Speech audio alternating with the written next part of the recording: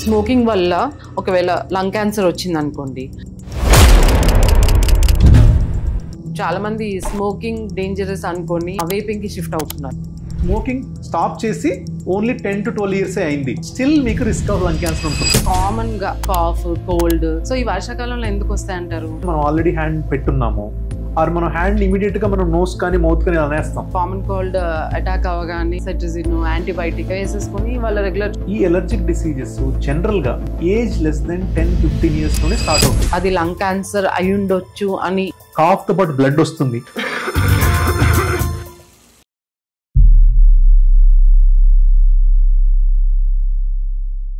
Hi friends, welcome back to our podcast.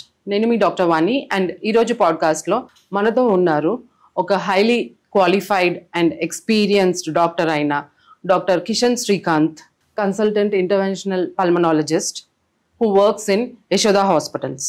ఇప్పుడు ఈ వర్షాకాలంలో మనకి కామన్గా వచ్చే జబ్బులు ఏంటి? సాధారణంగా అందరికీ, మనకి కానీ మన పిల్లలకి కానీ మన ఇంట్లో పెద్దవాళ్ళకి కానీ అందరం సఫర్ అయ్యేది మన చుట్టూ ఈ రైనీ సీజన్లో వచ్చే జబ్బులు. కామన్గా cough, cold, sore throat, so ఇలాంటివన్నీ వస్తుంటాయి. అండ్ వాటి నుంచి మళ్ళీ మనకి జ్వరాలు కూడా వస్తుంటాయి. సో ఇలాంటి కామన్ రెస్పిరేటరీ ఇన్ఫెక్షన్స్ అసలు ఈ వర్షాకాలం ఎందుకు ఎక్కువగా వస్తాయి, ఇవన్నీ ఎలా అరికట్టాలి అనే అనేక విషయాల్ని మనం ఈరోజు మన పల్మనాలజిస్ట్ డాక్టర్ గారిని అడిగి తెలుసుకుందాము. వెల్కమ్ టు అవర్ పాడ్కాస్ట్ అండి. సో డాక్టర్ గారు, ఇప్పుడు రైనీ సీజన్ కదా, మనకి జనరల్గా కామన్గా వచ్చే జబ్బులు ఉంటాయి కదా, కాఫ్, కోల్డ్, థ్రోట్ ఇన్ఫెక్షన్ ఎక్కువగా ఈ వర్షాకాలంలో ఎందుకు వస్తాయంటారు? జనరల్గా ఎండాకాలం చాలా తక్కువగా చూస్తాం. సో ఈ వర్షాకాలంలో ఎందుకు వస్తాయంటారు? ఎప్పుడైతే రైనీ సీజన్ స్టార్ట్ అవుతుందో మనకి this is a friendly atmosphere for the number of viruses. ఎందుకని? వెదర్ క్లైమేట్ అనేది బాగా హెల్ప్ఫుల్గా ఉంటుంది కాబట్టి. సో ఈ వైరసెస్ వల్ల కామన్గా ఈ కాఫ్ కానీ, కోల్డ్ కానీ, nose blocks, throat irritation, body pains rainy సీజన్లో వచ్చేది మెయిన్గా వైరసెస్ వల్ల. మనం చాలా మంది ఏం చేస్తాం, ఇదేదో బ్యాక్టీరియల్ ఇన్ఫెక్షన్ కానీ ఫంగల్ కానీ అనుకుంటాం, కానీ మోస్ట్లీ ఇట్ ఈస్ వైరల్ వల్ల వస్తుంది. ఆ వైరస్ అనేది మనకి అట్మాస్ఫియర్ లో దానికి ఫ్రెండ్లీ అట్మాస్ఫియర్ అండ్ సర్క్యులేట్ అయ్యే అట్మాస్ఫియర్ ఉంది కాబట్టి there is a more chance of respiratory infections or upper respiratory tract infections chance అనేది రైనీ సీజన్ లో ఎక్కువ ఉంటుంది. అలాంటి సమ్మర్ లో అసలు రాకూడదని కాదు, వస్తుంది, కాకపోతే ఫ్రీక్వెన్సీ ఆఫ్ ఇన్ఫెక్షన్స్ అనేవి ఎక్కువగా ఉంటాయి. ఎస్పెషల్లీ ఇది ఎవరికి రావచ్చు, ఎవరైతే చిల్డ్రన్ ఏజ్ తక్కువగా ఉన్న వాళ్ళకి అండ్ ఎల్డర్లీ మోర్ దెన్ 60 ఉన్న వాళ్ళకి, వాళ్ళు ఈజీగా క్యాచ్ అవుతారు. Because immunity levels are slightly lesser compare to middle age population. అంటే మెయిన్ చిన్నపిల్లలకి, పెద్దవాళ్ళకి ఎక్కువగా స్ప్రెడ్ అయ్యే అవకాశం కూడా ఎక్కువగా ఉంటుంది. వాళ్ళ మధ్యలో ఎక్కువగా క్యాచ్ అవ్వటము అండ్ వచ్చిన ఇన్ఫెక్షన్ అనేది పర్సిస్ట్ అవటం. సో బోత్ ఆర్ మోర్ వర్షాకాలంలో. దాంతో పాటు ఎవరైతే హైపర్ టెన్షన్, డయాబెటీస్ ఆర్ ఇంతకు ముందు క్యాన్సర్ జరిగిన మెడిసిన్ యూజ్ చేసినా గానీ, ఆర్ కీమోథెరపీ తీసుకుని ఉన్నారు, ఆర్ కిడ్నీ ట్రాన్స్ప్లాంట్ కానీ లివర్ ట్రాన్స్ప్లాంట్ అయ్యి ఉన్నారు. సో వీళ్ళందరూ కూడా రిస్క్ గ్రూప్స్. ఈ రిస్క్ గ్రూప్స్ లో ఏంటంటే నార్మల్ పీపుల్ కన్నా రెస్పిరేటరీ ట్రాక్ ఇన్ఫెక్షన్స్ అనేది ఎక్కువ వచ్చే అవకాశం ఉంటుంది ఈ పాపులేషన్ లో. సో వీళ్ళు కొంచెం ఈ వర్షాకాలం జాగ్రత్తగా ఉండడం మంచిది. ఇంకోటి మనం చూస్తుంటాం, మన ఇంట్లో ఒక్కళ్ళకి వస్తే ఇంట్లో ఫ్యామిలీ మెంబర్స్ కూడా ఈజీగా స్ప్రెడ్ అయిపోతూ ఉంటుంది. సో ఎందువల్ల అంటారు? మెయిన్ గా ఈ ఫ్యామిలీ మెంబర్స్ ని రొటేట్ చేయడానికి రీజన్ ఏంటి అంటే క్రాస్ కంటామినేషన్స్. సో ఈ వైరసెస్ అనేవి కానీ, ఈ సీజనల్ రెస్పిరేటరీ ఇన్ఫెక్షన్స్ అనేవి ఈజీగా ఒక పర్సన్ నుంచి ఈజీగా ట్రాన్స్మిట్ అవుతాయి because of the hand to hand shaking కానీ, ఆర్ సేమ్ సర్ఫేస్ మీద మనం ఆల్రెడీ హ్యాండ్ పెట్టున్నాము, ఆర్ మనం హ్యాండ్ ఇమీడియట్ గా మనం నోస్ కానీ మౌత్ కానీ అనేస్తాం ఇన్వాలంటరీగా. మోర్ కామన్, అది మీకు తెలియకపోవచ్చు చాలా మందికి. సో అది అన్నప్పుడు ఆటోమేటిక్ మీరు దేవుడు సర్ఫేస్ టచ్ చేస్తారు. మీ సేమ్ ప్రెమిసెస్ లో ఉంటే అది ఫ్రెండ్ అవ్వచ్చు, ఫ్యామిలీ మెంబర్ అయ్యి ఉండొచ్చు. సో ఆటోమేటిక్ గా టచ్ చేస్తారు దాన్ని. టచ్ చేసినప్పుడు ఆ వైరస్ మళ్ళీ ఇన్హాబిట్ అవుతుంది. So this is a like contamination from 1% to 1%. Or మీరు కాఫ్ చేస్తున్నారు, పక్కన పర్సన్ ఉన్నారు, automatic droplets will spread up to 2 to 3 feet ఈజీగా స్ప్రెడ్ అవుతాయి. సో అప్పుడు ఆటోమేటిక్ గా మళ్ళీ మీకు వచ్చేది. సో సేమ్ ప్రెమిసెస్ లో ఉండే వాళ్ళకి ఈ రీజన్స్ వల్ల మీకు స్ప్రెడ్ ఆఫ్ ఇన్ఫెక్షన్, మీరు అన్నట్టు కామన్ కోల్డ్, కాఫ్ కానీ స్ప్రెడ్ అయ్యే ఛాన్స్ ఎక్కువ ఉంటుంది. ఈజీగా వచ్చే అవకాశం ఉంటుంది. సో ఇంట్లో ఒకరికి వచ్చినా కూడా మిగతా వాళ్ళందరూ కొంచెం జాగ్రత్తగా ఉండడం, Yes. మళ్ళీ సేమ్ మన కోవిడ్ అప్పుడు హ్యాండ్ వాష్, శానిటైజ్ Yes. అవి కూడా పాటిస్తే మంచిదే. డెఫినెట్గా. ఇంకోటి డాక్టర్ గారు, జనరల్ గా కొంతమందికి కామన్ కోల్డ్ వస్తుంది. సో అది కామన్ కోల్డ్ అనుకోవాలా, లేదంటే ఏదన్నా సివియర్ రెస్పిరేటరీ ఇన్ఫెక్షన్ అనుకోవాలా? సో అది ఎలా డిఫరెన్షియేట్ చేయాలి? కామన్ కోల్డ్ అయితే జనరల్గా మీకు only nose block, throat pain, headaches ఉంటాయండి. So fever, high grade fever కానీ, severe body pains, fatigue, weakness కానీ, ఫెటిగ్ కానీ అలా వస్తుంది అంటే మనము అది కొంచెం సివియర్ ఇల్నెస్ ఆర్ డేంజరస్ అని చెప్పి మనం సస్పెక్ట్ చేయాలి. లేదు only simple nose block, nose watering, throat pain, headaches సింపుల్గా ఉంటే దాన్ని కామన్ కోల్డ్ లాగే మనం వెయిట్ చేయొచ్చు. ఎప్పుడైతే ఇది high grade fever, more than 101 Fahrenheit fever తగ్గటం లేదు, ఆర్ సివియర్ మయాలజియాస్, బాడీ పెయిన్స్ ఉన్నాయి అంటే you should get the attention. ఇమీడియట్గా మీ డాక్టర్ని, పల్మనాలజిస్ట్ అనేది ఇమీడియట్గా కన్సల్ట్ చేయాలి. చాలా మంది లైక్ అంటే ఈ రోజులో అందరు బిజీ ఉంటారు. సో ఇలా కామన్ కోల్డ్ అటాక్ అవ్వగానే సెట్రిజిన్, యాంటీబయాటిక్స్ వేసేసుకొని వాళ్ళ రెగ్యులర్ జాబ్స్కి వెళ్ళిపోతుంటారు. సో అది ఇప్పుడు ఎవ్రీ సీజన్కి వచ్చే ఈ కోల్డ్కి ప్రతిసారి యాంటీబయాటిక్స్, మళ్ళీ వచ్చేది వింటర్ సీజన్, సో అప్పుడు కూడా యాంటీబయాటిక్స్. సో ఇలా కంటిన్యూస్గా యాంటీబయాటిక్స్ వేసుకోవడం వల్ల మనకేమన్నా సైడ్ ఎఫెక్ట్స్ ఉంటాయా? వెరీ ఇంట్రెస్టింగ్ క్వశ్చన్ అండి ఇది. ఎందుకంటే కామన్ కోల్డ్ అనేది మనం ఆల్రెడీ చెప్పుకున్నాము, ఇది వచ్చేది వైరసెస్ వల్ల. మీ యాంటీబయాటిక్స్ దేనికి పనిచేస్తాయి? బ్యాక్టీరియాకి పనిచేస్తాయి. Simple logic. సో వైరల్ వల్ల వచ్చే ప్రాబ్లమ్స్కి మనం యాంటీబయాటిక్స్ వేసుకుంటున్నాం, అది చాలా బ్లండర్ అండి. Routine seasonal infections, cough, cold, sore థ్రోట్కి antibiotics big no. You should not use antibiotics for any kind of common respiratory infections in the rainy సీజన్లో.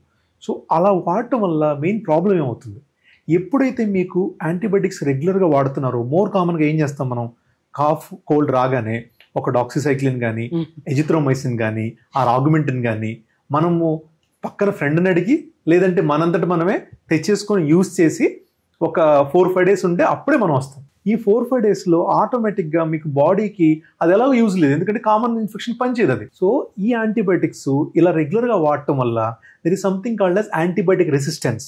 బాడీలో యాంటీబయాటిక్స్ అనేవి రెసిస్టెన్స్ తయారవుతాయి, బ్యాక్టీరియా, ఉన్న బ్యాక్టీరియా, గుడ్ బ్యాక్టీరియా కూడా. So రేపు ఎప్పుడైనా ఫ్యూచర్లో మీకు రియల్లీ యాంటీబయాటిక్స్ అవసరం వచ్చిన సిచ్యువేషన్ వస్తే ఈ ప్రజెంట్ మీరు రెగ్యులర్గా యూజ్ చేసిన యాంటీబయాటిక్ పనిచేయదు అప్పుడు. సో అది షార్ట్ టర్మ్లో డేంజరస్, అండ్ లాంగ్ టర్మ్లో మీరు ఎప్పుడైతే మీరు డిసీజ్ అయ్యి ఏజ్ అయిపోయిన తర్వాత వెన్ యూ నీడ్ యాంటీబయాటిక్స్, నిజంగా అవసరమైనప్పుడు యాంటీబయాటిక్స్ పనిచేయదు.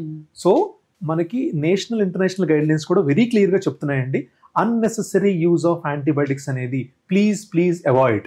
అదర్వైజ్ చాలా సీరియస్ ప్రాబ్లమ్స్ అనేది ఫ్యూచర్లో ఫేస్ చేయాల్సి వస్తుంది ఈ అన్నెసరీ యాంటీబయాటిక్ యూజ్ చేయడం వల్ల. అదే కొంతమందికి రియల్గా బ్యాక్టీరియల్ ఇన్ఫెక్షన్ వల్ల కోల్డ్ వస్తే వాళ్ళకి డాక్టర్ యాంటీబయాటిక్స్ రాస్తే, వాళ్ళ ఇంట్లో వాళ్ళకి కూడా ఎవరికైనా వైరల్ కోల్డ్ వస్తే వాళ్ళు కూడా ఓకే నాకు రాసారు మీరు కూడా వేసేసుకోండి అని వేసుకుంటారు. అండ్ చాలా మంది లైక్ కొంతమంది ఇంట్లో రిలేటివ్స్ కూడా చెప్తుంటారు యాంటీబయాటిక్ వాడినా తగ్గట్లేదు, ఏం చేయాలి అంటారు.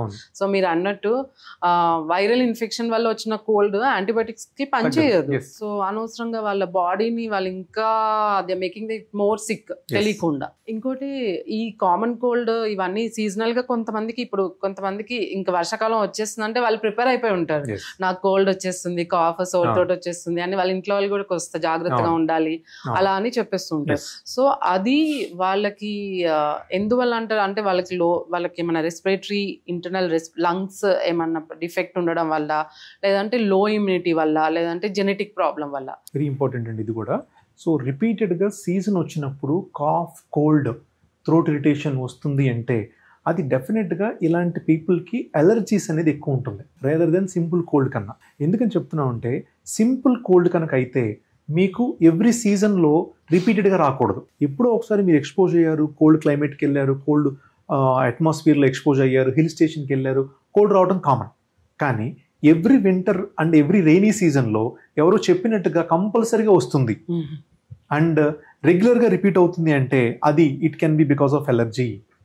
సో ఈ ఎలర్జీ అనేది ఎర్లీగా ఐడెంటిఫై చేస్తే ఇది మనం ఫ్యూచర్లో అది ప్రోగ్రెస్ అవ్వకుండా అండ్ ఇంకా దాని కాంప్లికేషన్స్ అవ్వకుండా మనం ప్రివెంట్ చేయొచ్చు. ఆల్రెడీ ఇంటర్నల్ ఎలర్జీస్ ఉండొచ్చు, సో ఈ సీజన్ వల్ల ట్రిగర్ అవుతుంది. ఇంకా అట్లాంటి రెగ్యులర్ గా వస్తుంటే మాత్రం they have to consult doctor and proper టెస్ట్లు అవి చేయించుకొని ప్రాపర్ ట్రీట్మెంట్ తీసుకోవడం ఇంపార్టెంట్. కొంతమంది అంటే ఈ సీజనల్ కోల్డ్ అండ్ కాఫ్ కి డైట్ కి ఏమన్నా కనెక్షన్ ఉందంటారా? ఎందుకంటే చాలా మంది కోల్డ్ వస్తుంది, దగ్గులేస్తుంది అని చెప్పి ఐస్ క్రీమ్స్, చాక్లెట్స్ ఈ పర్టికులర్ సీజన్ సమ్మర్ లో హ్యాపీగా తినండి, బట్ వర్షాకాలం ఇవి తినొద్దు అంటారు. సో దానికి దీనికి ఏమన్నా లింక్ ఉంటుందా? కోల్డ్ వాటర్ తాగొద్దు, సో ఇలాంటి వాటికి కోల్డ్ కి లింక్ ఉందంటారా?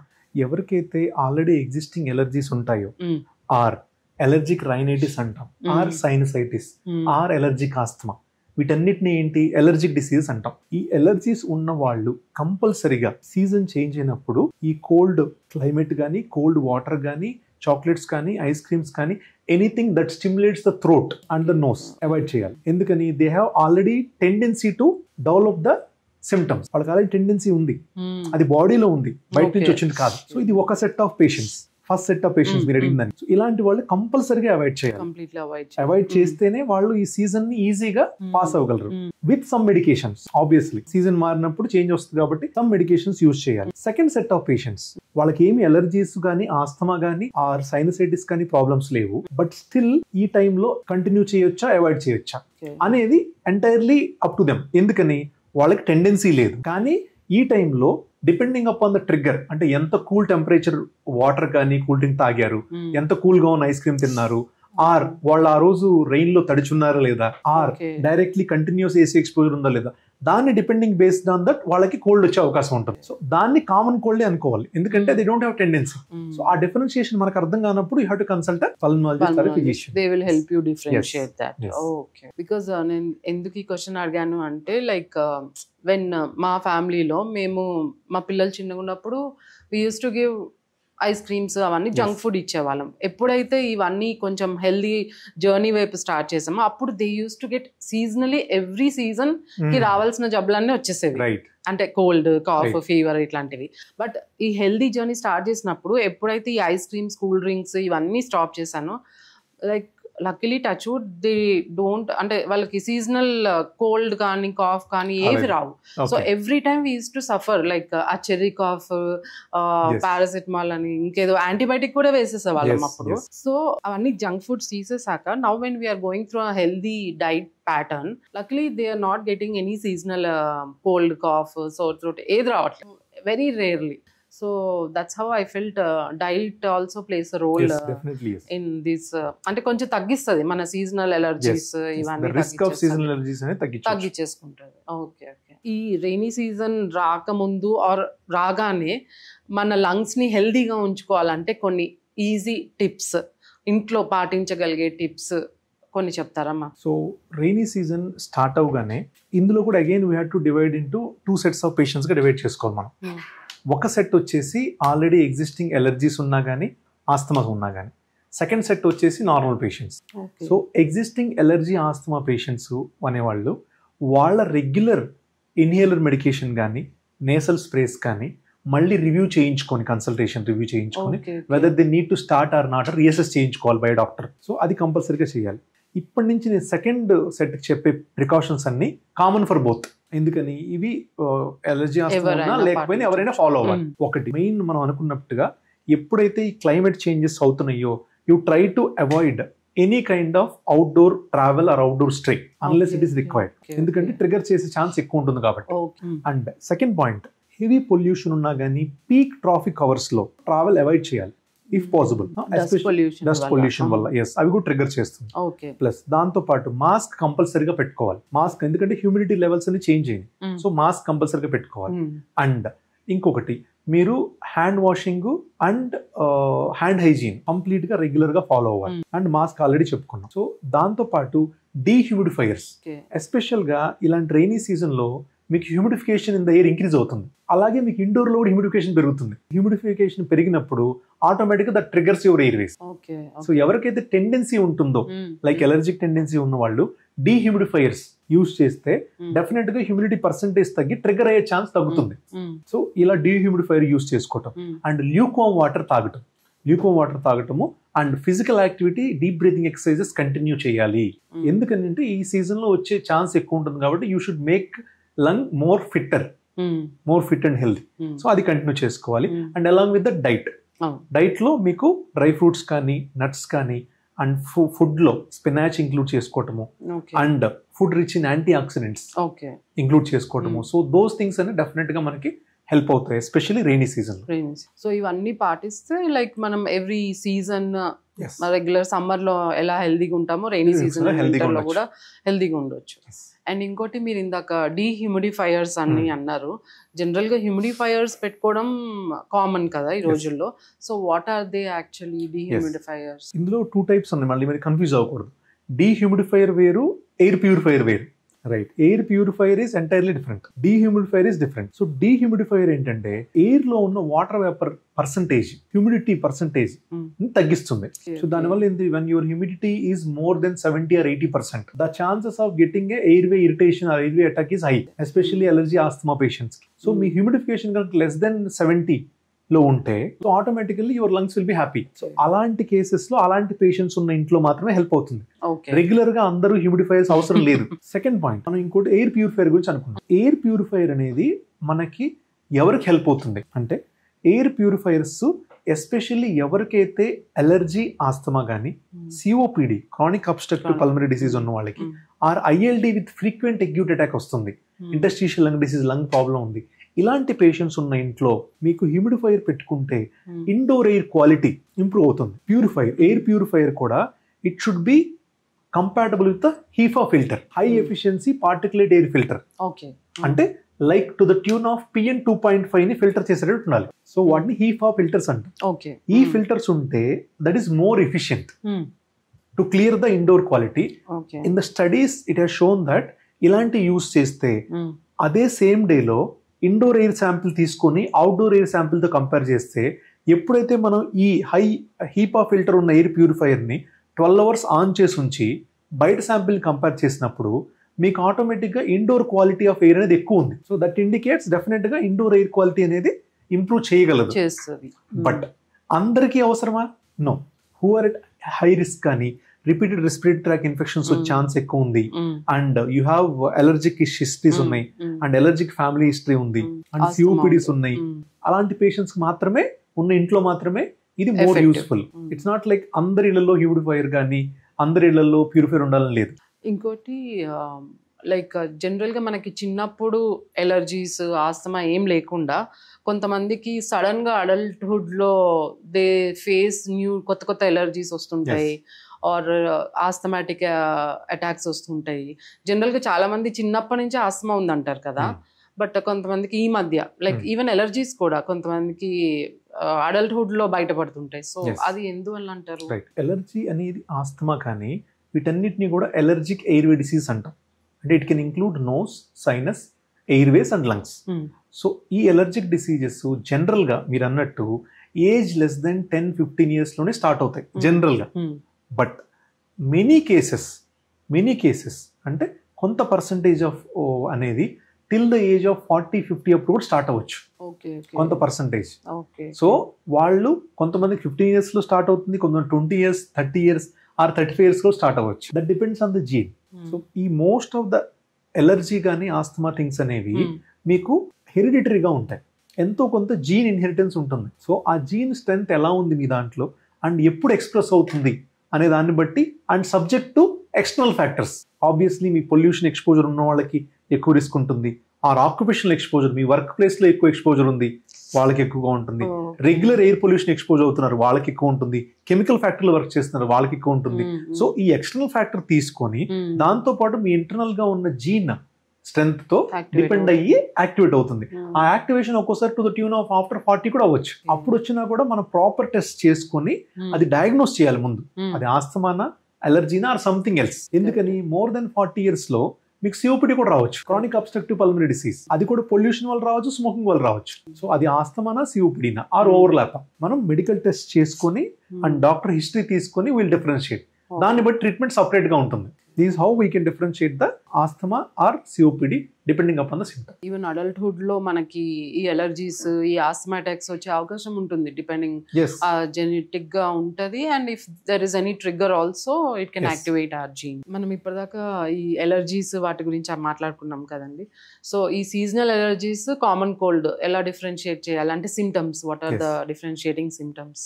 కామన్ కోల్డ్ లో మనం గుర్తుంచుకోవాల్సింది more symptoms cough, cold, throat pain and కొంచెం బాడీ పెయిన్స్ కూడా ఉండొచ్చు, మోర్ కామన్ గా ఉండేది. అదే కనుక సీజనల్ ఎలర్జీస్ అయితే మీకు itchy eyes, nose watering and sneezing, early morning sneezing. So ఈ 3 సిమ్టమ్స్ ఎలర్జీస్ లో మోర్ కామన్ గా ఉంటాయి కామన్ కోల్డ్ కన్నా.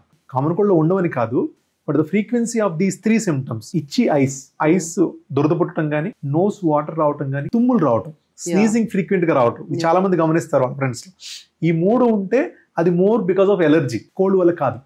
So these are the bullet points you have to remember to differentiate allergy versus common cold. Okay, itchy eyes, redness of eyes కూడా ఉంటుంది. Yes, itchy and redness of the eyes.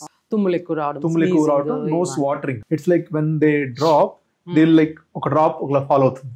And చాలా మంది hand keys use చేస్తూ ఉంటారు కదా, they'll say one full day లో ఒక hand key మొత్తం వాళ్ళకి ఫుల్ అయిపోతుంది because of the watering only. There is a clear cut sign. అది clear cut sign they have allergy. Hand కి కనుక 1 day లో హ్యాండ్ కి మీది ఫుల్ అవుతుంది అంటే that is 100% because of allergy, not because of common cold. So వాళ్ళ allergy test అవన్నీ చేయించుకొని they should consult the pulmonologist and get the attention. So doctor గారు, ఇది మన ఎలర్జీస్ కి ట్రీట్మెంట్ ఉంటుందా? లైక్ నేను చదివేటప్పుడు like there is no permanent treatment for allergies, it's only symptomatic treatment అని వస్తుంది. సో ఐ డోంట్ నో ఇప్పుడు there is any permanent treatment for allergies? Allergies అనేది డిఫరెంట్ టైప్స్ ఉన్నాయండి మీరు అన్నట్టు. సో ఇందులో నేసల్ ఎలర్జీ ఉంటుంది, స్కిన్ ఎలర్జీస్ ఉంటాయి అండ్ ఫుడ్ ఎలర్జీస్ ఉంటాయి. సో మనం more focus on the nasal allergies because of the topic of interest కాబట్టి. సో నేసల్ ఎలర్జీస్ లో ఫస్ట్ టైప్ ఆఫ్ ఎలర్జీ ముందు ఐడెంటిఫై చేయాలి, whether you are allergic or you feel like you're allergic. So అది identify చేసుకోవాలి based on the history. Mostly మన హిస్టరీలో diagnose ఉంటుంది. No test can diagnose the allergy per se. Mostly హిస్టరీలో అర్థమైపోతుంది. Especially nasal allergy గురించి చెప్తున్నాను. దాన్ని సైంటిఫిక్ గా ఎలర్జిక్ రైనైటిస్ అంటాం. Rhino means nose, allergic means allergic rhinitis. So ఈ ఎలర్జిక్ రైనైటిస్ అనేది మనం హిస్టరీలో కనుక్కుంటాం. సో వీటికి మనము ట్రీట్మెంట్ ఇస్తాము, బట్ ట్రీట్మెంట్ ఈ step up and step down. It's never like ఒక 1 week ట్రీట్ చేసి మనం మర్చిపోదాము, కంప్లీట్ గా తగ్గిపోయింది నాకు స్టాప్ చేస్తానంటే కుదరదు. మోస్ట్ కామన్ మిస్టేక్ ఏమైందంటే జనరల్ పబ్లిక్ లో, ఎప్పుడైనా ఎలర్జిక్ రైనైటిస్, నోస్ ఎలర్జీ ఉన్నా కానీ, సైనస్ ఎలర్జీ ఉన్నా కానీ, పీపుల్ ఏం చేస్తారు, 1 week or 2 weeks medicines use చేస్తారు. ఆ మెడిసిన్స్ అయిపోయాయి, దెన్ వీఆర్ డన్ అనుకుంటారు. అది బిగ్గెస్ట్ మిస్టేక్. ఎందుకని, ఈ ఎలర్జీస్ అనేవి ఏంటంటే continuous inflammation in the body. So దాన్ని మనం సప్రెస్ చేస్తూ ఉండాలి some period of time. Over a period of 1 to 1.5 months వరకు, అంటే అప్ టు 6 weeks వరకు మనం సప్రెస్ చేస్తూ ఉండాలి. సప్రెస్ చేసిన తర్వాత దెన్ గ్రాడ్యువల్ గా మనము డోస్ డిక్రీజ్ చేస్తాం. So you increase to that level, then gradually step down చేస్తాం. అలాగా ఒక 2 months ట్రీట్మెంట్స్ తీసుకుంటే automatically your allergy levels or allergy sensitization అనేది బాగా తగ్గుతుంది. అప్పుడు you can be free of allergy also కొన్ని మంత్స్ తర్వాత. దిస్ ఇస్ హౌ మన సైన్స్ అంతా ఆ లెవెల్ వరకు కూడా డెవలప్ అయింది ఇప్పుడు. ఇంకోటి మనకి ఈ పోలన్, ఎయిర్ పొల్యూషన్, వీటి వల్ల కూడా ఎలర్జీస్ ఎక్కువ అయ్యే అవకాశం ఉంటుందా? పోలన్ కానీ, ఎయిర్ పొల్యూషన్ కానీ, ఇవన్నీ కూడా triggers. Different types of triggers ఉన్నాయి ఎలర్జీ ఇంక్రీజ్ చేయడానికి. మీరు చెప్పినట్టు పోలన్, ఎయిర్ పొల్యూషన్ కానీ, డస్ట్ కానీ, స్ట్రాంగ్ ఫ్యూమ్స్ కానీ, పర్ఫ్యూమ్స్ కానీ, everything are triggers. Okay, so asthma ఉండే వాళ్ళు అండ్ ఎలర్జీస్, సీజనల్ ఎలర్జీస్ ఉండే వాళ్ళు కొంచెం ఈ గార్డెన్స్ లోకి వాటికి వెళ్లకుండా అవాయిడ్ చేసుకోవడము, అండ్ ఎయిర్ పొల్యూషన్ మాస్క్ పెట్టుకోవడము or whatever, they have to safeguard themselves. Otherwise మళ్ళీ long term respiratory problems suffer అవ్వాల్సి ఉంటుంది. ఈ ఎలర్జీస్ అండ్ ఆస్తమాస్ అంటే ఫ్రీక్వెన్సీ కానీ, ఆ సివియారిటీ కానీ తగ్గించుకోవాలంటే కొన్ని డైలీ హ్యాబిట్స్, కొన్ని అంటే రెగ్యులర్గా మనం ఇంట్లో పాటించే కొన్ని డైలీ హ్యాబిట్స్ ఏమైనా చెప్తారా? రెగ్యులర్ డైలీ హ్యాబిట్స్ ఏం ఫాలో అవ్వాలంటే, మనం ఇందాక చెప్పుకున్నట్టు సర్ఫేసెస్ క్లీన్గా ఉంచుకోవాలి. ఇప్పుడు ఇంట్లో అందరికీ ఎలర్జీ, ఆస్తమా ఉండకపోవచ్చు, కొంతమందికే ఉంటుంది. సో మీరు యాక్టివ్గా ఉన్నారు, ఇమ్యూన్గా ఉన్నారని చెప్పి ఆ పర్సన్ ఇమ్యూన్గా ఉండరు. ఎవరికైతే ఎలర్జిక్ టెండెన్సీ ఉంటుందో they are more frequent to get infections.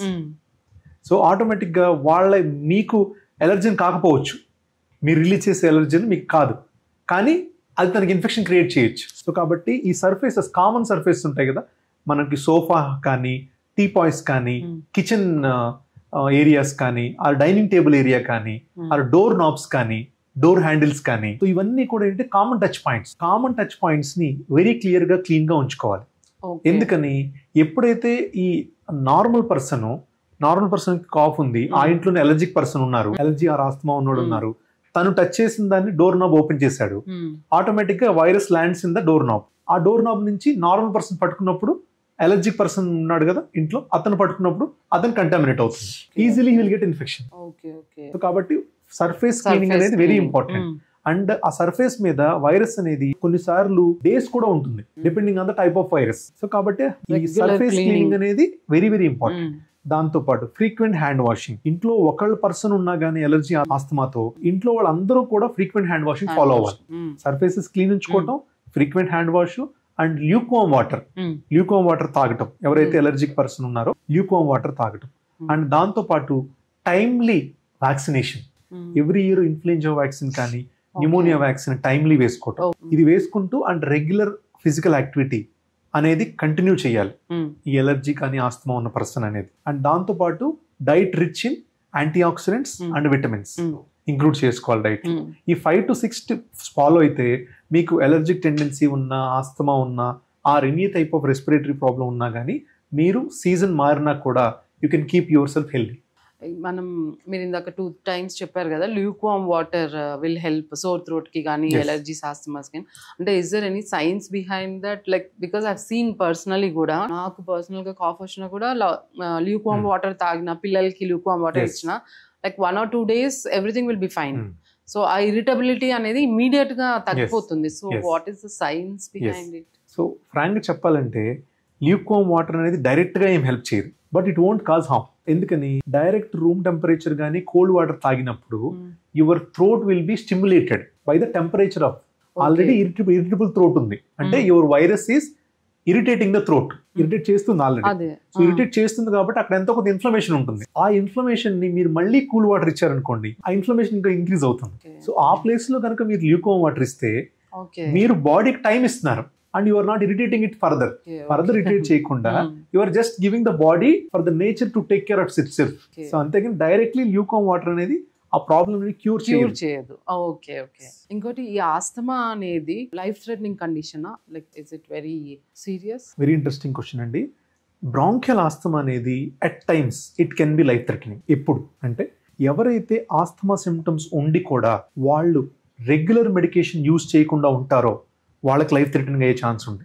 Second point, ఎవరికైతే సిమ్టమ్స్ ఆఫ్ కాఫ్, ఆయాసం కానీ, పిల్లి కూతులు కానీ రెగ్యులర్గా ఉన్నా కూడా కరెక్ట్ మెడికల్ అటెన్షన్ తీసుకోకుండా స్మాల్ అమౌంట్ ఆఫ్ టాబ్లెట్స్ కానీ, స్మాల్ ఇన్హేలర్స్ యూజ్ చేస్తూ టైం గడుపుతూ ఉంటారో, ఈ 2 కండిషన్స్లో మీకు ఆస్తమా లైఫ్ థ్రెటనింగ్ అయ్యే ఛాన్స్ ఉంది. ఎందుకు ఈ మాట చెప్తున్నానంటే, ఈ ఆస్తమా లైఫ్ థ్రెటనింగ్ అయ్యేది కూడా ఎక్కువగా ఎర్లీ మార్నింగ్ టైంలో అవుతుంది. సిమ్టమ్స్ అన్నీ కూడా past midnight or early morning టైంలో వస్తాయి. అంటే between 1 AM to 4 AM or 1 AM to 5 AM. అప్పుడు కనుక సడన్ గా బ్రాంకో కన్స్ట్రిక్షన్ కానీ, ఎయిర్వే నారోయింగ్ కనుక అయితే, ఎట్ టైమ్స్ సమ్ పేషెంట్స్ కి మీకు హాస్పిటల్ రీచ్ అయ్యే టైం కూడా ఉండదు. విండ్ పైప్స్ నారో అయ్యి రెస్పిరేటరీ ఫెయిల్యూర్కి వెళ్ళే ఛాన్స్ ఉంటుంది. సో ఆ డేంజరస్ థింగ్స్ని అవాయిడ్ చేయడానికి నా సజెషన్ ఏంటంటే, ఎవరికైతే ఈ సిమ్టమ్స్ ఉంటాయో ఆర్ ఆల్రెడీ ఆస్తమా మీరు డయాగ్నోస్ చేశారు ఇంతకు ముందు కానీ మెడికేషన్స్ వాడట్లేదో, వాళ్ళు రెగ్యులర్ మెడికేషన్స్ వాడాలి. Based on the doctor advice ఇంటర్మీడియట్గా వాడాలా, రెగ్యులర్గా వాడాలనే బట్టి. ఎవరికైతే సిమ్టమ్స్ ఉంటాయో అంటే దగ్గు, ఆయాసం, పిల్లి కూతలు అండ్ చెస్ట్ టైట్గా ఉండటము, నైట్ టైం ఇబ్బంది ఎక్కువగా ఉంటుంది డే టైం కన్నా, ఈ సిమ్టమ్స్ ఉంటాయో వాళ్ళు కరెక్ట్ మెడికల్ అటెన్షన్ తీసుకొని ఇమీడియట్గా ఇన్హేలర్ థెరపీ అనేది స్టార్ట్ చేసుకోవాలి. ఇలా చేసుకుంటే మీరు ఆ లైఫ్ థ్రెటనింగ్ కండిషన్ నుంచి మిమ్మల్ని మీరు కాపాడుకోవచ్చు. మీరు చెప్తుంటే I just recollected 1 case, 40 to 45-year-old woman అనుకుంటా, when we were doing some practice or whatever clinic లో. అంటే she was very obese and she was known case of asthma. Early morning అనగానే సడన్ గా క్లిక్ అయింది ఆ case. Hospital కి వెళ్ళే time కూడా లేకుండా she expired and she was known case of asthma. అప్పటి వరకు నాకు తెలియదు like asthma is so life threatening అని అనుకోలేదు. You're thinking maybe because of our obesity వల్ల అది ఏమన్నా ఆస్తమాటిక్ అటాక్ అగ్రివేట్ అయిందా అలా ఏమైనా ఉంటుందా? ఒబెసిటీ అనేది it is one of the comorbidity అని చెప్పుకోవచ్చు. అంతేగాని obesity asthma both are associations, అంటే గుడ్ ఫ్రెండ్స్. అంతేగాని ఆస్తమా డైరెక్ట్ గా ఒబెసిటీ కాజ్ చేయలేదు, ఒబెసిటీ డైరెక్ట్ గా ఆస్తమా కాజ్ చేయలేదు, బట్ ఇండైరెక్ట్ అసోసియేషన్ ఉంది. చాలా మందికి కోమార్బిడిటీ ఉంటుంది. ఆస్తమా ఉన్న వాళ్ళకి ఒబెసిటీ ఒకటి, థైరాయిడ్, గ్యాస్ ప్రాబ్లం ఉండటం, అలర్జిక్ రైనైటిస్ ఉండటం, సైనసైటిస్ ఉండటం, ఈ 5 to 6 కండిషన్స్ ఆస్తమాతో అసోసియేట్ అయి ఉంటాయి కానీ డైరెక్ట్ గా రిలేట్ అయి ఉండవు. సో ఆస్తమా ఉన్న వాళ్ళు ఆస్తమానే కదా అని నెగ్లెక్ట్ చేయకుండా డోసేజెస్ అవి ఇన్హేలర్స్ కరెక్ట్ గా తీసుకోవాలి. And maybe the dosage also regular visits to doctor కూడా important because dosage will change depending on their conditions కానీ ఏజ్ కానీ వాళ్ళ ఫుడ్ హ్యాబిట్స్ వల్ల ఫిజికల్ యాక్టివిటీ వల్ల కూడా చేంజ్ అవుతుంది. ఎప్పుడో కొంతమంది 5 years క్రితం రాసిన నెబులైజర్ వాట్ ఎవర్ అవన్నీ అవి కంటిన్యూస్ యూజ్ చేస్తుంటారు. సో ఎవ్రీ ఇయర్ అలా చేంజ్ అవుతుంది, చెకప్ చేసుకోవాలంటారు. బ్రాంకియల్ ఆస్తమా కరెక్ట్ క్వశ్చన్ అడిగారు.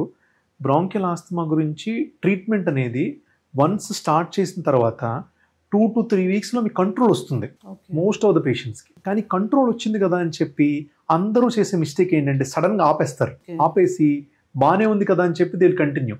అండ్ ఇంటర్మీడియట్ గా ఎప్పుడైతే కొంచెం ప్రాబ్లం వస్తుందో ఆ రోజు ఇన్హేలర్ పీలుస్తారు, నెబులైజర్ తీసుకుంటారు, ఇంక తర్వాత మళ్ళీ మర్చిపోతారు. సో అట్లా ఇంటర్మీడియట్ గా చేయటం వల్ల యూజ్ ఏమీ ఉండదు. Just your coming out of that problem short term లో, కానీ లాంగ్ టర్మ్ లో అది హెల్ప్ అవ్వదు. ఆస్తమా ట్రీట్మెంట్ ఎప్పుడైనా సరే it is a step up and step down therapy.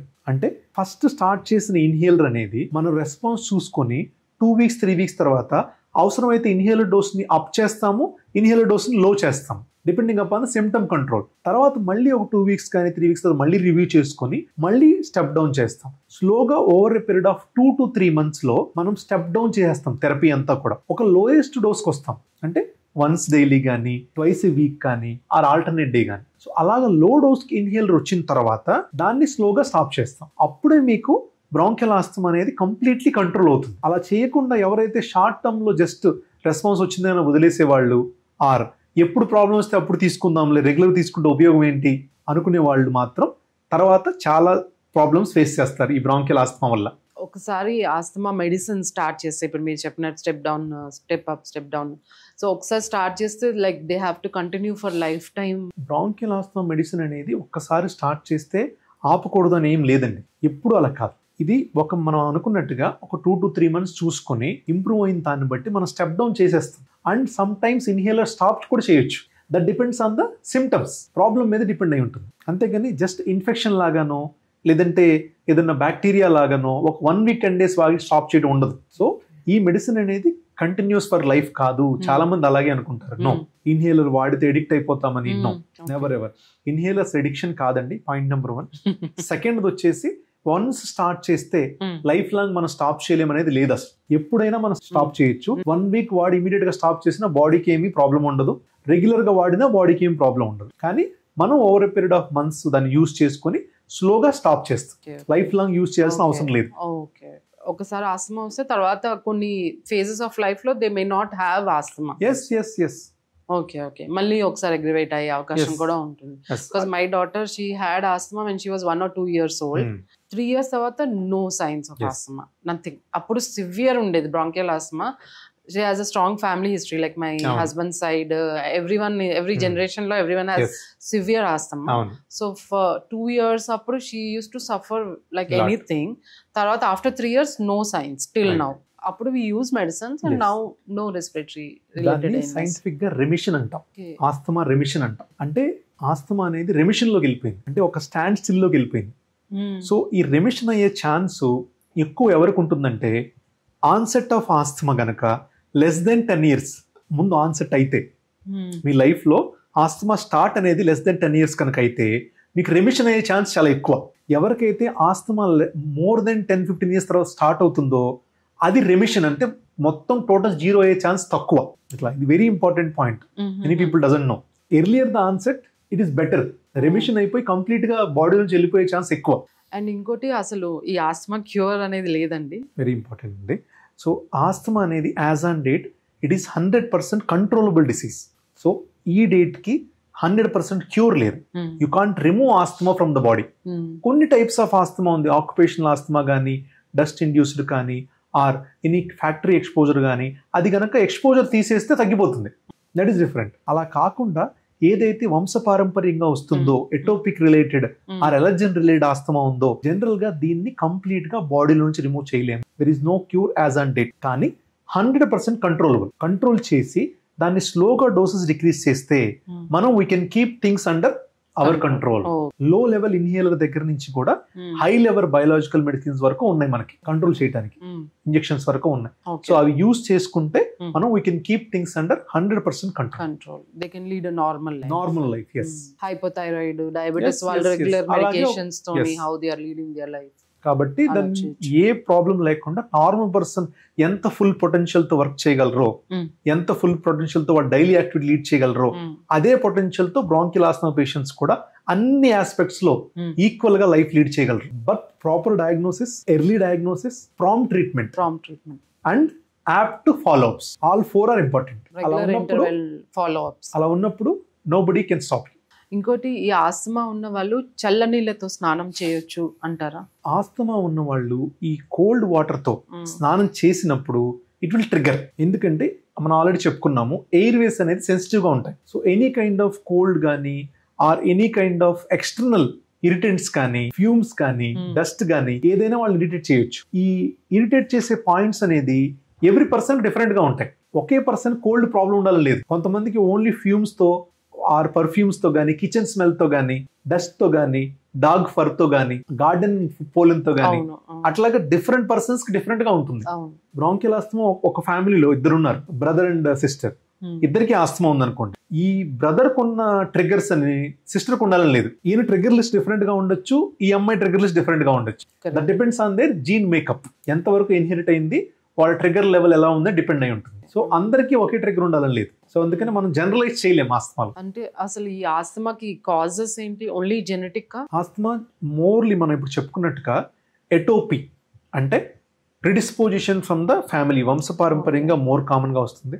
Second, అది కాకుండా ఆక్యుపేషనల్ వర్క్ ఎక్స్పోజర్లో కూడా ఆస్తమా వచ్చే అవకాశం ఉంటుంది.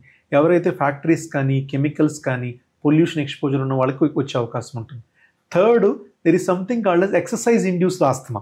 వాళ్ళల్లో ఎక్సర్సైజ్ వల్ల ఆస్తమా వస్తుంది. Very interesting. అది వాళ్ళు ఏం చేస్తారంటే, ఎక్సర్సైజ్ చేస్తున్నప్పుడు మీరు హై క్వాంటిటీలో cold and dry air use చేస్తారు. My words are very clear. Cold and dry air ఉన్నప్పుడు ఎయిర్ వే స్టిమ్యులేట్ అయినప్పుడు విండ్ పైప్స్ ఇమీడియట్ గా నేరో అవుతాయి. సో దాన్ని ఎక్సర్సైజ్ ఇండ్యూస్డ్ ఆస్తమా అంట. అది కూడా ఒక టైప్ ఈ ఆస్తమాలు. అది ఓన్లీ ఎక్సర్సైజ్ వల్లనే వస్తుంది. అదర్వైజ్ వాళ్ళు నైట్ సిమ్టమ్స్ ఉండవు, కోల్డ్ వాటర్ తాగుతారు, ఎవ్రీథింగ్ గుడ్. ఎక్సర్సైజ్ చేసినప్పుడు మాత్రం they will have this breathlessness. అది కంటిన్యూ అవుతుంది. But there are some medications for that. అలానే వాళ్ళు ఎక్సర్సైజ్ లిమిట్ చేసుకోవాలని కాదు. చాలా మంది ఏమనుకుంటాం, వన్స్ ఎక్సర్సైజ్ ఇండ్యూస్డ్ ఆస్తమా ఉంటే you should not do exercise. వాళ్ళు ఎక్సర్సైజ్ చేసుకోవచ్చు. ప్రాపర్ మెడికేషన్స్ కన్సల్టేషన్స్ తీసుకొని కొన్ని మెడికేషన్స్ ఇస్తాం వాళ్ళకి. Both inhaler and tablet medications ఉంటాయి. ఆ మెడికేషన్ యూస్ చేసుకున్న తర్వాత they can very well continue their exercise as routine. Inhalers ఉంటాయి కదండి, దానికి సంబంధించి కొన్ని మిత్స్ అండ్ ఫ్యాక్ట్స్ చెప్తారా? వెరీ ఇంపార్టెంట్ క్వశ్చన్ అండి. చాలా మంది ఇన్హేలర్స్ గురించి కొన్ని మిత్స్ ఉంటాయి. ఈ ఇన్హేలర్ అనేది వాటిలో ఫస్ట్ మిత్ ఏంటంటే, ఇన్హేలర్ ఒక్కసారి స్టార్ట్ చేస్తే లైఫ్ లాంగ్ కంటిన్యూ చేయాలి, అసలు ఇన్హేలర్ అనేది మనం స్టాప్ చేయలేము అనేది చాలా మంది దగ్గర నుంచి వింటూ ఉంటాం, పేషెంట్స్ దగ్గర నుంచి. అది పెద్ద మూఢనమ్మకం అండి. అది బిగ్గెస్ట్ మిత్. ఎందుకనంటే ఇన్హేలర్ మీరు స్టార్ట్ చేసినప్పుడు ఎప్పుడైనా దాన్ని స్టాప్ చేయొచ్చండి. ఈ రోజు స్టార్ట్ చేసి 1 day తర్వాత స్టాప్ చేసినా, 1 week తర్వాత స్టాప్ చేసినా కానీ ఏం ప్రాబ్లం ఉండదు. దాన్ని కంటిన్యూస్ గా వాడాల్సిన అవసరం అనేది మ్యాండేటరీ ఉండదు. First point. సెకండ్, ఇన్హేలర్ కనుక స్టార్ట్ చేస్తే అది ఎడిక్టివ్ అయిపోతుంది. ఆ ఎడిక్షన్ లో నుంచి నేను బయటికి రాలేను, అది రెగ్యులర్ గా వాడకపోతే మళ్ళీ నాకు హెడేక్స్ వస్తాయి, ఇవన్నీ వింటూ ఉంటాం. సో అది కూడా మిత్తేనండి. ఎందుకనంటే ఈ ఇన్హేలర్ లో ఉండే స్టెరాయిడ్ అనేది వెరీ లో డోస్ లో ఉంటుంది. ఆ వెరీ లో డోస్ మైక్రోగ్రామ్స్ లో ఉన్నది మీకు ఎడిక్షన్ కాజ్ చేయలేదు. అండ్ వన్ మోర్ పాయింట్, మీకు ఇన్హేలర్ లో ఉన్న స్టెరాయిడ్ అనేది లంగ్స్ లోకి వెళ్తుంది, స్టమక్ లోకి వెళ్ళలేదు. స్టమక్ లో వెళ్తే మాత్రమే బాడీలోకి అబ్జర్వ్ అవుతుంది. లంగ్స్ లో నుంచి డైరెక్ట్ గా ఎక్కువ క్వాంటిటీ అనేది బాడీలోకి అబ్జర్వ్ అవ్వలేదు. సో ఈ విధంగా కూడా మీరు సైంటిఫిక్ గా ఆలోచిస్తే ఇన్హేలర్స్ అనేది మీకు ఎడిక్షన్ అవ్వవు. 2 పాయింట్స్ అయిపోయాయి. థర్డ్, మోర్ కామన్గా వింటాము కిడ్స్ పేరెంట్స్ దగ్గర నుంచి, ఇన్హేలర్ కనుక మా పిల్లలకి స్టార్ట్ చేస్తే వాళ్ళ కిడ్స్ గ్రోత్ హ్యాంపర్ అవుతుంది, ఆ గ్రోత్ అనేది ఆగిపోతుంది, ఆర్ స్టండ్ అయిపోతారు, లెగ్స్ హ్యాండ్స్ లెంత్ పెరగవు. ఇవన్నీ చాలా వింటూ ఉంటాను నేను. సో అది కూడా పెద్ద బిగ్గెస్ట్ మిత్ అండి. ఇన్హేలర్ వల్ల వచ్చే లో డోస్, మైక్రోగ్రామ్ డోస్ ఉంటుంది అందులో. ఆ మైక్రోగ్రామ్ డోస్ వల్ల గ్రోత్ హిండర్ అవటం కానీ గ్రోత్ స్టాప్ అవటం కానీ అస్సలు జరగదండి. సో ఇలాంటి ఇన్హేలర్ ఉంచిన మూఢనమ్మకాలు అస్సలు నమ్మొద్దు. ఈ ఇన్హేలర్ ట్రీట్మెంట్ అనేది first and foremost treatment of bronchial asthma. ఎంత రెగ్యులర్గా మీరు ఇన్హేలర్ యూజ్ చేస్తే మీకు అంత బెటర్గా అనేది మీ ఎలర్జీ ఆస్తమా కంట్రోల్ అనేది ఉంటుంది. సో డాక్టర్ గారు, లైక్ ఆస్తమా ఉన్న వాళ్ళు ఎక్సర్సైజ్ చేయొచ్చా? అంటే మామూలుగా నార్మల్ వాళ్ళు ఎక్సర్సైజ్ చేస్తేనే మనకు ఆయాసం వచ్చేస్తుంది. సో ఆస్తమా ఉన్న వాళ్ళు already they will have breathing difficulties. So వాళ్ళు ఎక్సర్సైజ్ చేయొచ్చు అంటారా? ఆస్తమా ఉన్న వాళ్ళు ఎక్సర్సైజెస్ 100% చేయొచ్చండి. అందరం ఏమనుకుంటాము, ఆల్రెడీ మీరు అన్నట్టు ఆస్తమా ఉంది కదా నేను ఎక్సర్సైజ్ చేస్తే వర్స్ అయిపోతుంది అనుకుంటాము. కాదండి, మీరు అడెక్వేట్ మెడిసిన్స్ అండ్ ఇన్హేలర్స్ కానీ టాబ్లెట్స్ కానీ యూజ్ చేస్తూ మీరు 100% ఎక్సర్సైజ్ చేసుకోవచ్చు. అండ్ ఇన్ఫ్యాక్ట్ ఆస్తమా ఉన్న వాళ్ళకి ఎక్సర్సైజ్ చేయాలని మేము ప్రమోట్ చేస్తాం. It's not the opposite. Exercise చేయాలి, లంగ్ కెపాసిటీ ఇంక్రీజ్ అవ్వాలి. సో డీప్ బ్రీతింగ్ ఎక్సర్సైజ్ కూడా చేయాలి.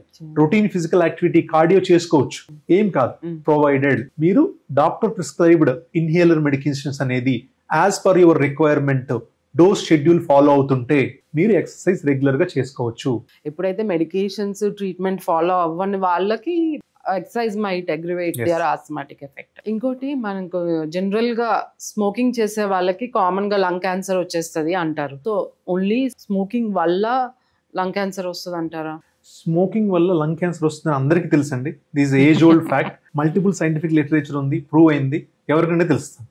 కానీ స్మోకింగ్ వాళ్ళకి ఒక్కటే, వాడిన వాళ్ళకి ఒక్కళ్ళకే వస్తుంది లంగ్ క్యాన్సరు, స్మోక్ చేయకపోతే లంగ్ క్యాన్సర్ రాదు అనుకునే వాళ్ళకి తప్పండి. ఎందుకంటే స్మోక్ చేయకపోయినా కూడా నాన్ స్మోకర్స్లో కూడా లంగ్ క్యాన్సర్ వచ్చే అవకాశం ఉంటుంది. అది నెంబర్ ఆఫ్ ఫ్యాక్టర్స్ మీద డిపెండ్ అయి ఉంటుంది. వీళ్ళకి వస్తుంది వీళ్ళకి రాదు అనేది మనం డిసైడ్ చేయలేము. అంటే లంగ్ క్యాన్సర్ మనం డయాగ్నోస్ చేయక ముందు నార్మల్గా సిమ్టమ్స్ ద్వారా అది లంగ్ క్యాన్సర్ అయి ఉండొచ్చు అని కొన్ని ఏమైనా సైన్స్ ఉంటాయా? వెరీ ఇంట్రెస్టింగ్ క్వశ్చన్ అండి. లంగ్ క్యాన్సర్ని ఎర్లీగా మీ సిమ్టమ్స్ ద్వారా ఎలా కనుక్కోవచ్చు ఆర్ ఎలా సస్పెక్ట్ చేయొచ్చు అంటే, మోర్ కామన్గా సిమ్టమ్ వచ్చేది persistent cough more than 3 weeks 4 weeks 5 weeks అవుతుంది, తగ్గట్లేదు.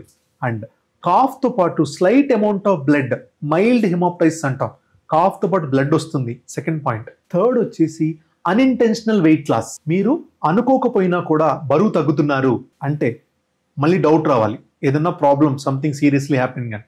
స్కిన్ మీద కానీ బాడీలో ఎక్కడైనా కానీ స్వెల్లింగ్ కానీ or black colour marks, big black colour marks ఏమన్నా వస్తున్నా కానీ అది కూడా సస్పెక్ట్ అవ్వాలి, ఏదన్నా లంగ్ క్యాన్సర్ ఎర్లీగా ఉండొచ్చా అని. సో ఈ 4-5 సైన్స్ కనుక ఉంటే మీరు లంగ్ క్యాన్సర్ వచ్చే అవకాశం ఉందని సస్పెక్ట్ చేయాలి. అంటే మీకు లంగ్ క్యాన్సర్ ఉందని 100% కాదు, ఇవి ఉంటే, కానీ అయి ఉండే అవకాశం ఎక్కువ. ఈ 4 సిమ్టమ్స్ ఉంటాయి. ఏమేంటి మళ్ళీ రిపీట్ చేస్తున్నాను. పర్సిస్టెంట్ కాఫ్తో పాటు స్లైట్గా బ్లడ్ పట్టు, హిమోప్టైసిస్ అంటాం. థర్డ్ వచ్చేసి అన్ఇంటెన్షనల్ వెయిట్ లాస్, మీకు తెలియకుండా బరువు తగ్గుతున్నారు, అనుకోకుండా బరువు తగ్గుతున్నారు. లాస్ట్ వచ్చేసి any swelling or black colour marks on the any part of the body. అలాంటి సిమ్టమ్స్ కనుక ఉంటే మీరు ఇమీడియట్గా పల్మనాలజిస్ట్ని కన్సల్ట్ చేసి ఇది లంగ్ క్యాన్సర్ వల్ల వస్తుందా ఆర్ వేరే అదర్ లంగ్ కండిషన్ వల్ల వస్తుందా అనేది డిఫరెన్షియేషన్ ఆర్ టెస్టింగ్స్ అనేది చేయించుకోవాలండి. స్మోకింగ్ వల్ల ఒకవేళ లంగ్ క్యాన్సర్ వచ్చింది అనుకోండి, వాళ్ళు క్రానిక్ స్మోకర్స్ అయి ఉండి వాళ్ళకి లంగ్ క్యాన్సర్ డయాగ్నోస్ అయింది.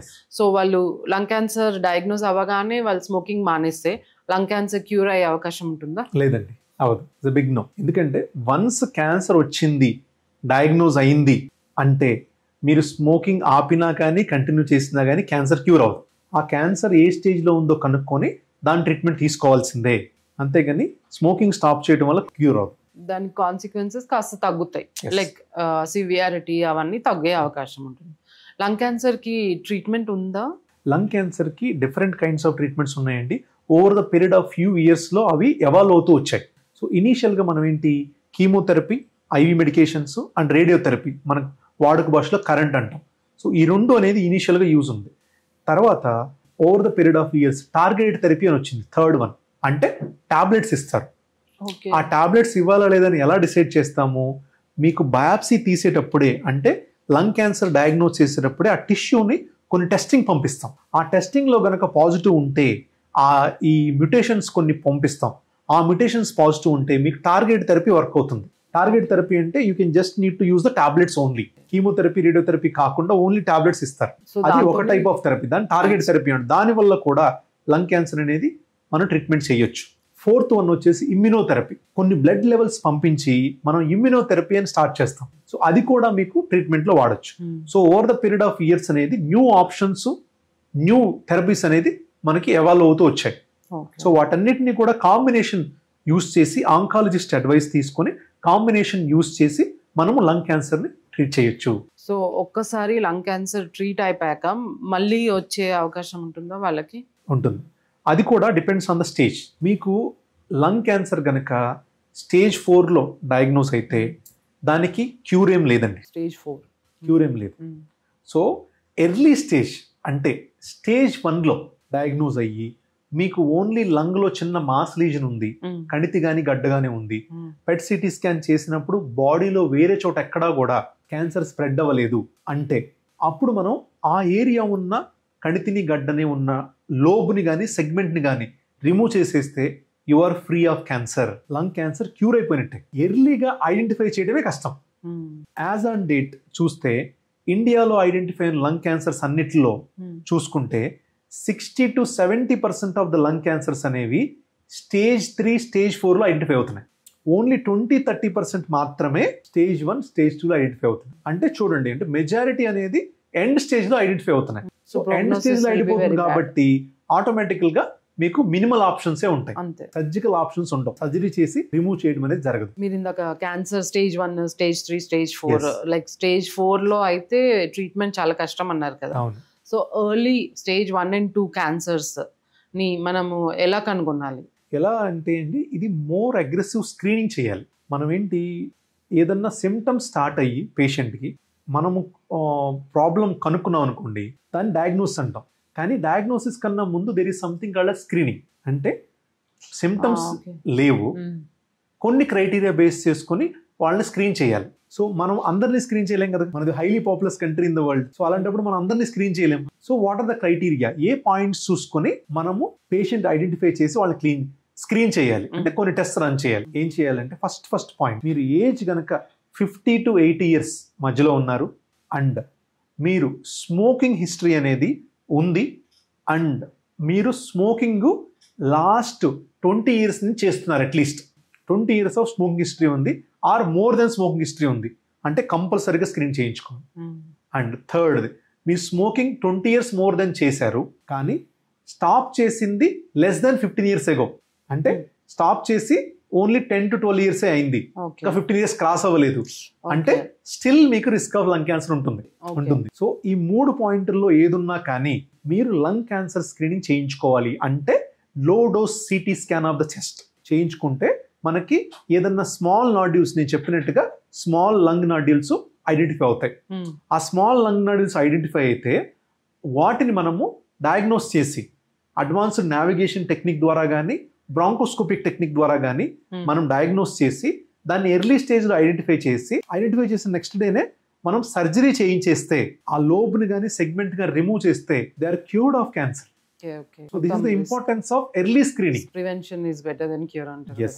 కానీ అన్ఫార్చునేట్లీ నేషనల్ గైడ్ లైన్స్ లేవు, ఇండియన్ నేషనల్ గైడ్ లైన్స్ లేవు ఈ పర్సన్కి స్క్రీన్ చేయాలనేది. సో మనకున్న ఎక్స్పీరియన్స్ బట్టి అండ్ వెస్టర్న్ లిటరేచర్ బేస్ చేసుకుని నేను 3 to 4 పాయింట్స్ చెప్పాను.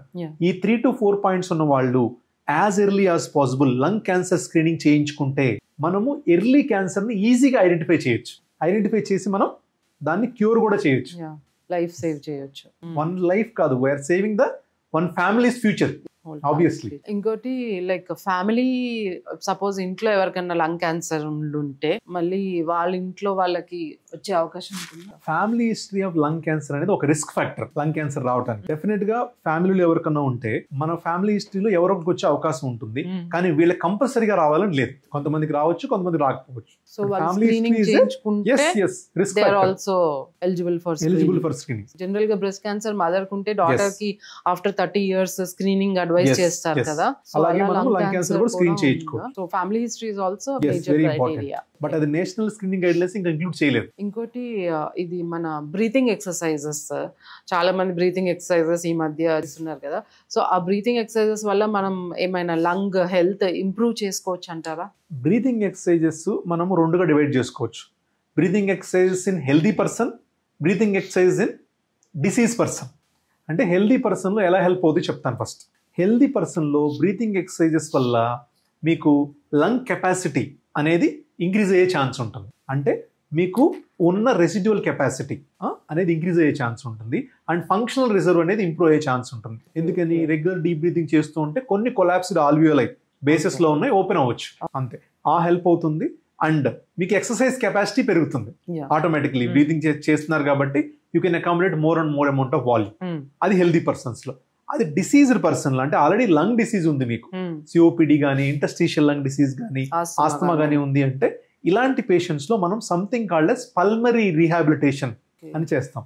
అంటే it's like A pulmonary exercises specially for those patients. అలాంటి కండిషన్ ఉన్న వాళ్ళు ఈ పల్మరీ రీహాబిలిటేషన్ ఫాలో అవ్వాలి. ఆ ఫాలో అయ్యే పల్మరీ రీహాబిలిటేషన్ లో as a part of that hand strengthening ఉంటుంది, క్వాడ్రిసెప్స్ స్ట్రెంథనింగ్ ఉంటుంది, డీప్ బ్రీతింగ్ ఎక్సర్సైజ్ కూడా ఉంటాయి. ఆ ఎక్సర్సైజ్ కనుక వీళ్ళు చేసుకుంటే వీళ్ళు డెఫినెట్ గా లంగ్ కెపాసిటీ అనేది ఇంప్రూవ్ అవుతుంది, సిగ్నిఫికెంట్ గా ఇంప్రూవ్ అవుతుంది రెగ్యులర్ గా ఫాలో అయితే. ఏది హెల్తీ పర్సన్స్ లో ఇంప్రూవ్ అయ్యేదానికన్నా డిసీజ్డ్ పర్సన్స్ లో ఇంప్రూవ్ అయ్యే ఛాన్స్ ఎక్కువ. ఇంకా ఎందుకని ఆల్రెడీ కొంచెం డిసీజ్ ఉందిగా, సో ఇంప్రూవ్ అయ్యే ఛాన్స్ అనేది చాలా ఎక్కువ ఉంటుంది ప్రొవైడెడ్ రెగ్యులర్ గా ఫాలో అయితే. అందుకే మనకి సిఓపిడి కానీ ఇంటర్స్టిషియల్ లంగ్ డిసీజ్ లో కానీ మిగతా క్రానిక్ రెస్పిరేటరీ డిసీజ్ ఏ డిసీజ్ లో అయినా సరే పల్మరీ రీహాబిలిటేషన్ కంపల్సరీగా టీచ్ చేయాలి. వాళ్ళ రీహాబిలిటేషన్ ప్రోగ్రామ్ లో ఎన్రోల్ చేయాలి. ఆ రీహాబిలిటేషన్ అనేది రెగ్యులర్ గా వాళ్ళు హోమ్ లో ఉన్నా కూడా ప్రాక్టీస్ చేయాలి. సో అది సివియారిటీకి వెళ్లకుండా సడన్ అటాక్స్ రాకుండా ఉంటాయి. అండ్ ఓవరాల్ గా యాజ్ ఎ హోల్ మీరు లంగ్ స్ట్రెంథన్ చేస్తున్నారు. ఓవరాల్ గా లంగ్ స్ట్రెంథన్ చేసుకుంటే ఈవెన్ ద డిసీజ్ ఉన్నా కూడా you can live longer and better. ఇంకోటి మీకు ఈ COVID-19 తర్వాత మీకు కేసెస్ ఎక్కువైనాయా? రెస్పిరేటరీ ఇన్ఫెక్షన్ కేసెస్ కానీ respiratory problem cases?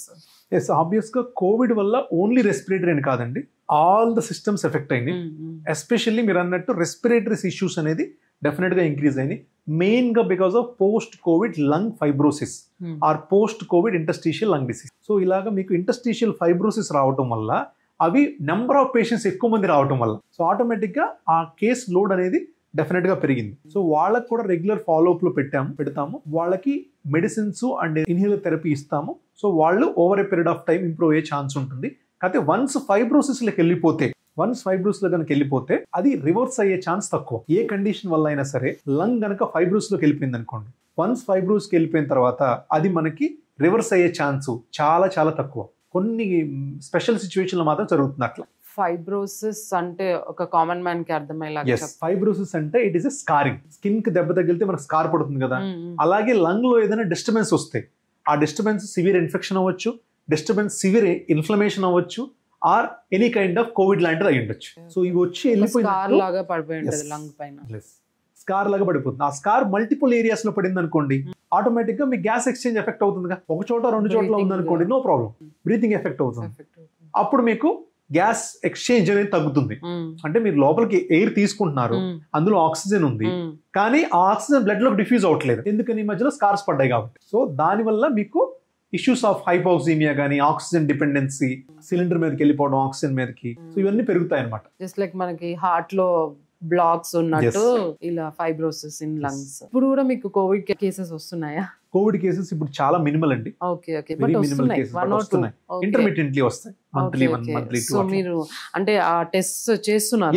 Yes, Covid RTPCR ఇప్పుడు కూడా చేస్తున్నారు. ఇంతకుముందు ఎలా అయితే ఫ్లూ ఆర్టీపీసీఆర్, H1N1 ఆర్టీపీసీఆర్ చేసేవాళ్ళము, ఇప్పుడు అలాగే సస్పిషన్ ఉన్న వాళ్ళకి కోవిడ్ ఆర్టీపీసీఆర్ చేస్తున్నాం. బట్ అంత సివియారిటీకి వెళ్ళట్లేదు. ప్రజెంట్ ఇంకా మనకి పాండమిక్ లెవెల్ ప్రాబ్లమ్స్ రాలేదు కాబట్టి ఇట్ ఈస్ నాట్ లైక్ అంత సివియర్ లేదు. వేపింగ్ అండ్ స్మోకింగ్, ఇప్పుడు చాలా మంది స్మోకింగ్ డేంజరస్ అనుకొని వేపింగ్ కి షిఫ్ట్ అవుతున్నారు. సో ఏది మోర్ డేంజరస్, అసలు రెండు డేంజరసా? Smoking, vaping both are dangerous అండి. ఎందుకంటే అందరూ చాలా మంది ఇప్పుడు స్టూడెంట్స్ కానీ కాలేజ్ గోయింగ్ పీపుల్ కానీ ట్రెండ్ ఏంటంటే వేప్ కానీ ఈ సిగరెట్స్ తీసుకుంటే అది నో డేంజర్ అట్ ఆల్ అనుకుంటారు. లేదండి, స్మోకింగ్ కి ఎన్ని సైడ్ ఎఫెక్ట్స్ ఉన్నాయో వేపింగ్ ఆర్ ఈ సిగరెట్స్ కి ఈక్వల్ సైడ్ ఎఫెక్ట్స్ ఉన్నాయి. కాకపోతే you are taking smoke in refined form, అంతే, సింపుల్. అది ఈక్వల్ టు స్మోకింగ్. సో దానివల్ల ఎంత ఛాన్స్ ఆఫ్ సిఓపిడి ఉందో, ఎంత ఛాన్స్ ఆఫ్ లంగ్ డ్యామేజ్ ఉందో, ఎంత ఛాన్స్ ఆఫ్ లంగ్ క్యాన్సర్ ఉందో అన్ని same. So it is not advisable to encourage the ఈ సిగరెట్స్. ఈ సిగరెట్స్ కూడా equally dangerous as a smoking. అంటే ఇప్పుడు బిలో 20 years పిల్లలు కూడా చాలా మంది వేపింగ్ అదేదో ఫ్యాషన్ అన్నో ఏమో, but they are doing vaping and all. So అలా యంగ్ అడల్ట్స్, యంగ్ టీనేజ్ పిల్లలు వేపింగ్ చేయడం వల్ల కొన్ని సైడ్ ఎఫెక్ట్స్ చెప్తారా? వేపింగ్ చేయటం వల్ల మీకు ఎర్లీగా లంగ్ అనేది ఇన్వాల్వ్ అయినప్పుడు ఆటోమేటిక్గా obstructive air disease, wind pipe narrowing కానీ, లంగ్ ఎలర్జీస్ రావటం కానీ, and over the period of long టైంలో క్రానిక్ అబ్స్ట్రక్టివ్ పల్మరీ డిసీజ్ రావటం కానీ, and over the period of years కనుక కంటిన్యూ చేస్తూ ఉంటే లంగ్ క్యాన్సర్లోకి వెళ్ళటం కానీ ఈ ఛాన్సెస్ కూడా ఉంటాయి. సో ఇవన్నీ కూడా regarding vaping side effects.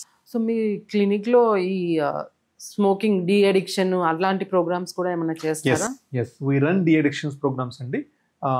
Starting from the basic motivation దగ్గర నుంచి, and will give some types of gums కానీ ప్యాచెస్ కానీ సో పెట్టి will try to decrease the smoking cessation forward.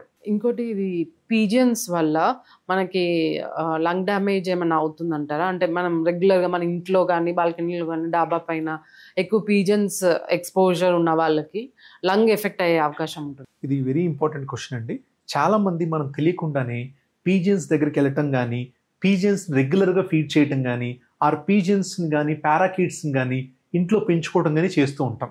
So దీనివల్ల ఏంటంటే ఆ పీజియన్స్ డైరెక్ట్గా మీకు ఏం ప్రాబ్లం క్రియేట్ చేయకపోయినా వాటి ఫెదర్స్ నుంచి వచ్చే ఎలర్జిక్ ప్రోటీన్ కానీ, ఆర్ వాటి డ్రాపింగ్స్ నుంచి వచ్చే ఎలర్జిక్ ప్రోటీన్, ఫీసెస్ నుంచి వచ్చే ఎలర్జిక్ ప్రోటీన్ కానీ మీకు ఎయిర్లో మిక్స్ అవుతుంది, సరౌండింగ్ ఎయిర్లో. ఆ సరౌండింగ్ ఎయిర్లో మిక్స్ అయినప్పుడు మీకు ఆటోమేటిక్గా ఆ ఎయిర్ అనేది మీరు ఇన్హేల్ చేసినప్పుడు లంగ్ కంటిన్యూస్గా ఇరిటేట్ అవుతుంది.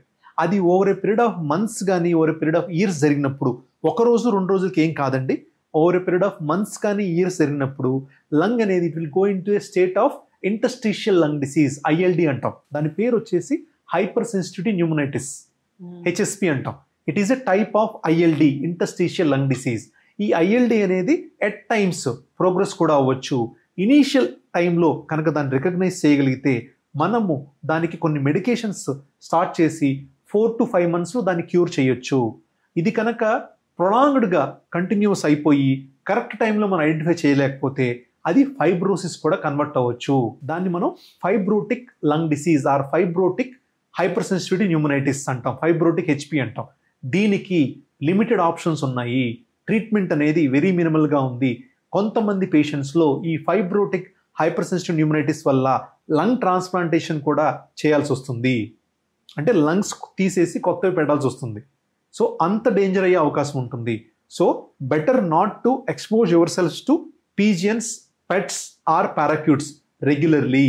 చెప్పినట్టు ఇప్పుడు ఈ ఫైబ్రోసిస్ అవన్నీ ఇమీడియట్ గా వాళ్ళకి ఎఫెక్ట్ కనిపించకపోయినా యాజ్ ఏజ్, ఒక ఏజ్ వచ్చేసరికి వాళ్ళకి కంటిన్యూస్ గా దగ్గటము, తుమ్మడము, ఎలర్జీస్ వస్తుంటాయి. మనమేమో ఏజ్ వల్ల వచ్చింది అనుకుంటాం కానీ బట్ వాళ్ళ బ్యాక్ హిస్టరీ తీస్తే they might have had exposure to pets కానీ ఇట్లాంటి హిస్టరీ ఉండొచ్చు.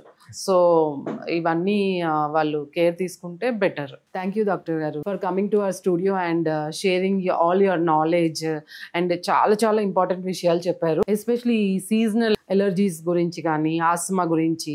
అంటే చాలా మందికి చాలా అపోహలు ఉంటాయి. మీరు అన్నట్టు ఇన్హేలర్ అడిక్షన్ కానీ ఇవన్నీ ఉంటాయి. అండ్ లంగ్ క్యాన్సర్, స్మోకింగ్ చేయకపోయినా లంగ్ క్యాన్సర్ వచ్చే అవకాశం ఉంటుంది అన్నట్టు అవన్నీ చాలా విషయాలు మాతోని షేర్ చేసుకున్నారు. చాలా చాలా thank you for coming all the way to our studio in spite of your busy schedules. Thank you very much.